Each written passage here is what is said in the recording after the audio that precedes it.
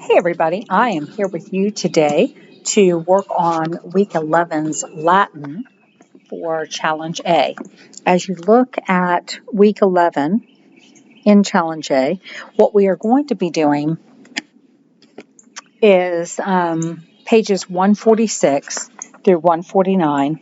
You're going to be looking at exercises 168 through 171. So this is Latin. Got to put it on the pen. Okay, this is Latin covering your material that you're going to go over week 11. We're going to be on pages 146 through 149, and we're going to be looking, you will be doing at home, exercises 168 through 171. Okay, as you look in your Latin book, I'm looking at page 147, which is going to be the new material. Exercise 168 is from the previous material. So you guys are going to do that. We'll do an exercise out of that in a moment. But as you look at the new material, what we're looking at introducing here is going to be the fourth conjugation. Okay, you have already done the first, second, and third conjugation, so fourth is not going to be that different. Okay, here's a nifty thing that this program does, for better or for worse. It will take things that I write and make them into shapes, and I can erase the stuff that I wrote, but I cannot erase the shape that it makes. Therefore, we're kind of stuck with that. All right, so this is supposed to be fourth conjugation. Ignore the triangle that it made down there. Okay, so fourth conjugation. What we're going to see with fourth conjugation, if you will look in your grammar book, all right, you're going to look in your grammar book. It's going to be grammar number 167. It's on page 45, and that's the same page that you're used to looking at for your the verbs already in your grammar book. Okay, so what we've got here, like with all the other verbs, we have a model verb. Our model verb, you'll find it there. I'm looking in the Latin lesson book again, back in the purple book.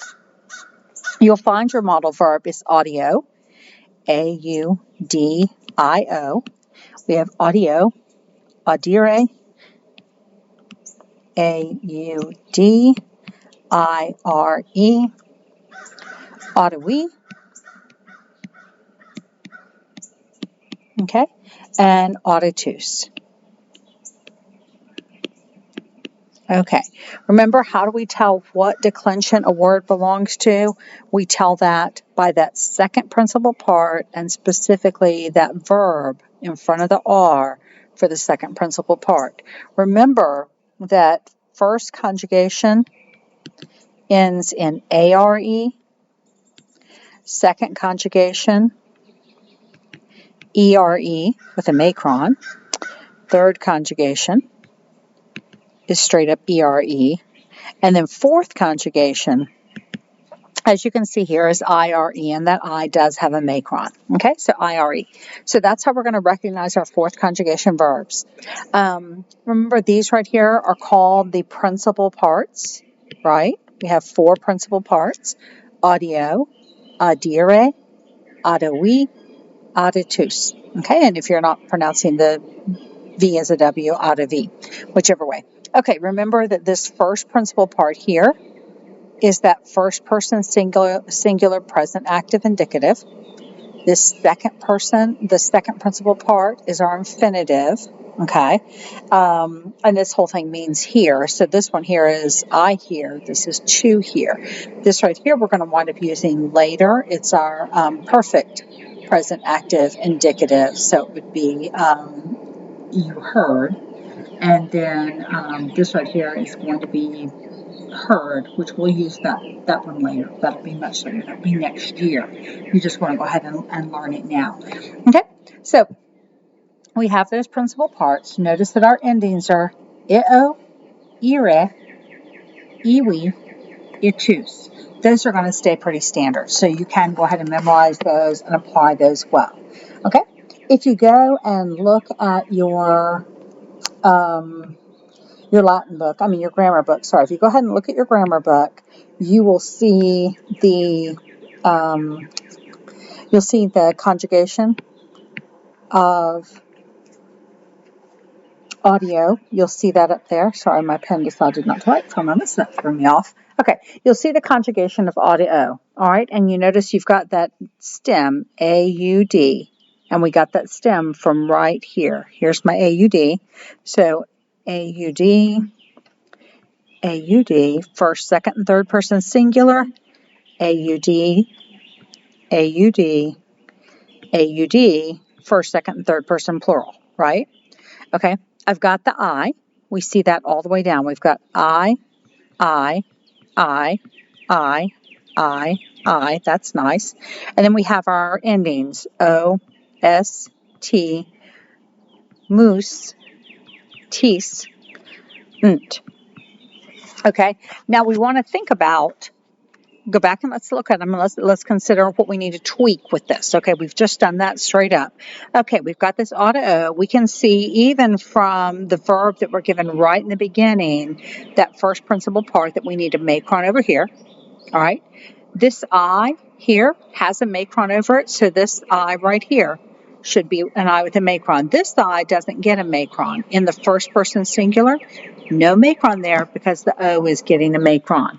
All right, so this I in the second person singular is going to get a macron.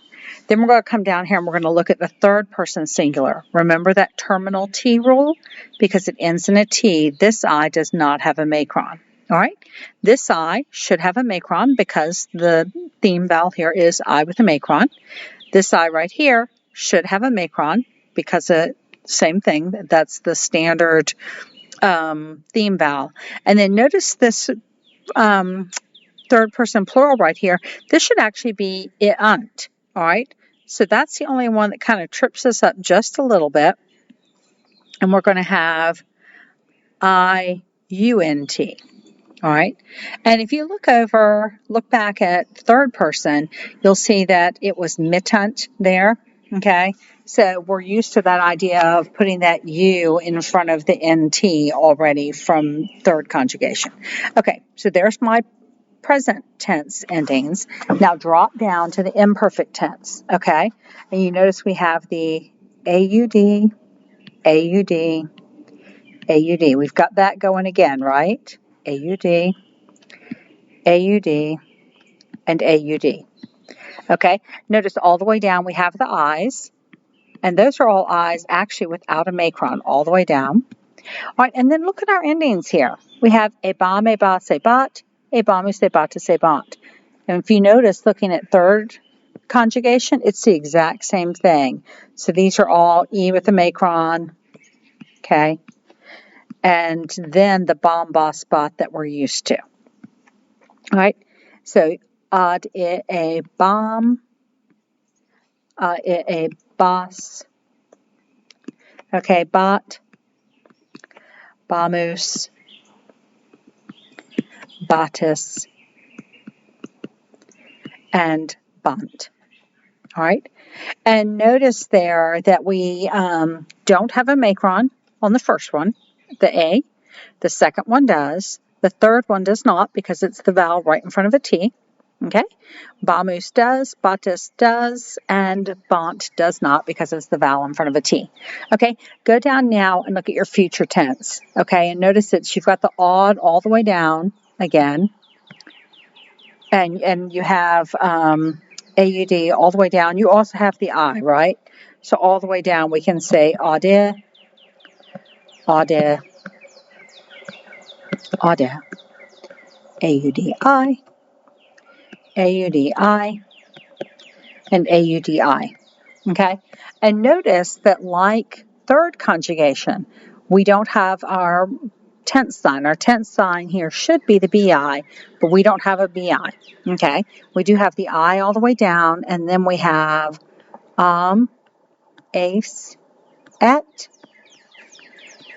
amus, atis,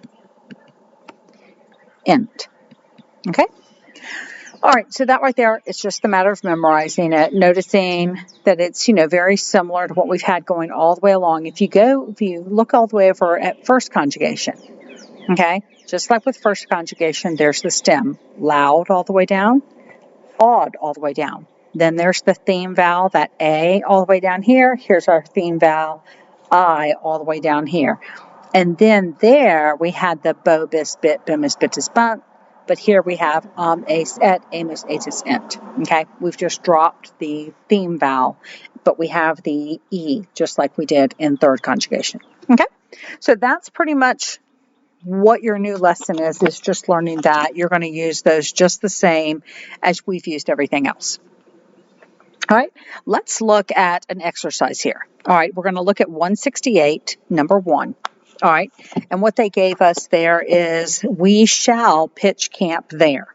Okay, so who shall pitch camp? We is going to be our subject.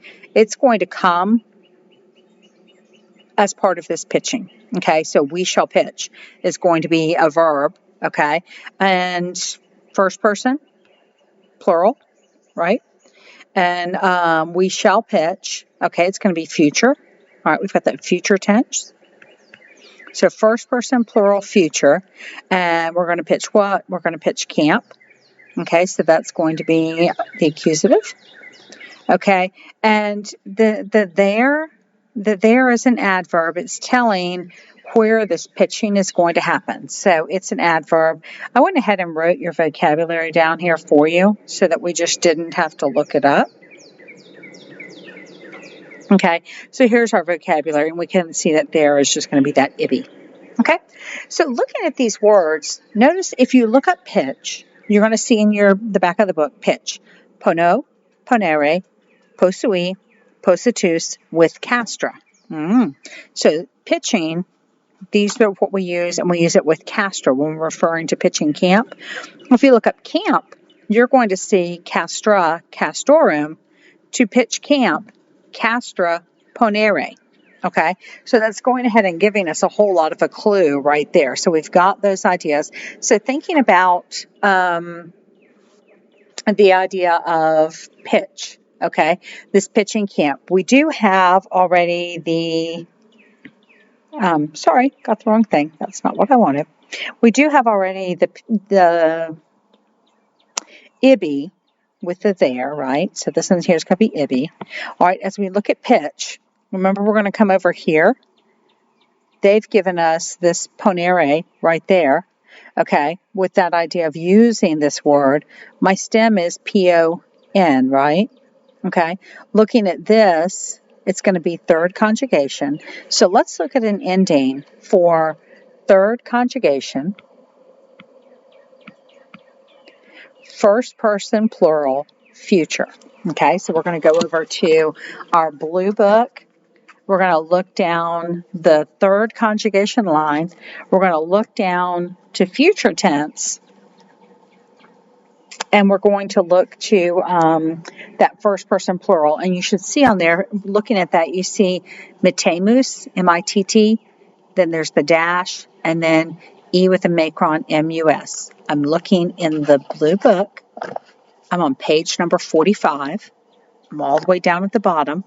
It's grammar number 172. Remember that column, that whole column is third conjugation. And so that bottom section is future tense. So I see there that third conjugation, future tense, first person plural, the ending is amus. Okay, so this right here should be pon amus. All right, so that's what I'm going to have that. And then I'm going to have the deal with my camp. All right, the word for camp is castra, castorum. Okay, so here this is going to tell us that we're going to use this castra. Okay, so this is going to give me that we shall pitch camp. And then we have that ibby for there. And the ibby is going to wind up being at the beginning. It's not a huge big deal where you put it. Okay, but this is going to say, we shall pitch camp there. All right, what shall we pitch? Camp. Where shall we pitch it? There. All right, so that's how that's going to look. And they went ahead and told you here, if you're going to use that you're pitching camp, it's the form that you need of pitch, which is what we did here with the ponemus, and then you're going to use castra. All right, and then when you looked up camp, they've told you that this is going to be castra plus some form of ponere. Okay, so here's your answer. That's hopefully what you got for that. Okay, or no, excuse me, you're going to be doing that this week. So that's the first one for you there. Okay, the next thing you're going to do, I'm not going to go over those little short ones. I know that you guys can do that. The 169 and 170. But hey, as I look at that, one thing I wanted to point out to you on page 147, you see your vocabulary words. I'm looking in the purple book, page 147. This is lesson 13, the vocabulary words. The third word down is venio, venire, veni, ventum. Okay? If you look down under the word note, okay, it says venio, and then I'm skipping that first sentence. It says, well, I'll read it. It says, as is clear from its meaning, venio, which means come, cannot take an object of the accusative case, and the fourth principal part of intransitive verbs is written not us. Okay, this is intransitive, so we can't have a direct object. And so intransitive verbs, that fourth principal part ends in instead of us. That's what they're telling you there. All right, let's go look at 171, number 1. I've already written it for you here. We have metes vos teret. Okay, I've looked up these words for you. Metes is going to be metus, fear. So if I look at that US ending there, that's going to tell me that is that's going to tell me that that's the nominative. If I looked at this, actually, as I just wrote metes, it should be metus, that there should be a macron over this right here. Okay, so it's metus. All right, here this is without a macron. All right, so it's going to be nominative, singular, fear. All right, the vos is you, nominative, plural. All right, so this right here is nominative, plural. And then I look at this teret, okay? Tero, terere. We notice here, because of that E with the macron, that it's second conjugation, right? So I go to my grammar book, back on my page with the verbs. I look at the second column because it's second conjugation, right? And I see I'm looking for this ending, just the ET, all right? So you're able to see that as third person singular. All right. Okay. So looking at this right here, I've got my subject as being fear. Okay. My verb is terrifies. Okay. And then this vos, fear terrifies you. All right. Let's look real quick and think about for just a second that fear terrifies you and the fact that I have that vos in there as a nominative plural, okay? But I put it down here as a nominative plural, but I can't really be the nominative. You know, we would look at that idea of, could that be the nominative and the metus also be the nominative? Well, if you notice the vos can be the nominative. Vos can also be accusative plural.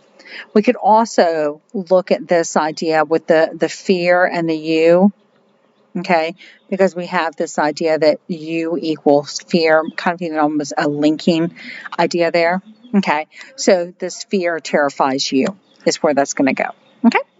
All right, last one. It is short. This is from 171. It is number 34, okay. All right, and I have this equetus is horseman, okay?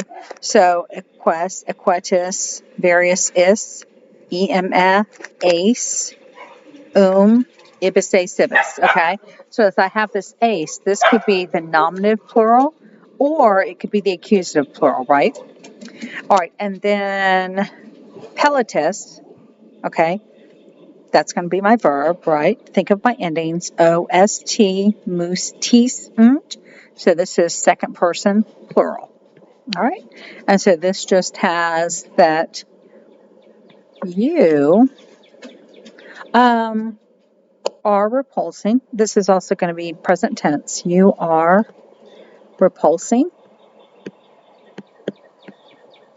Or I could say you repulse the cavalry.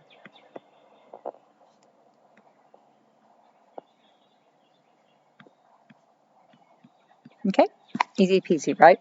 Okay, so this will be either you are repulsing or you repulse the cavalry. I think that one's pretty straightforward. All right, so that is what you are doing for this week. Make sure you memorize your new vocabulary. Okay, and we will be back again with this next week.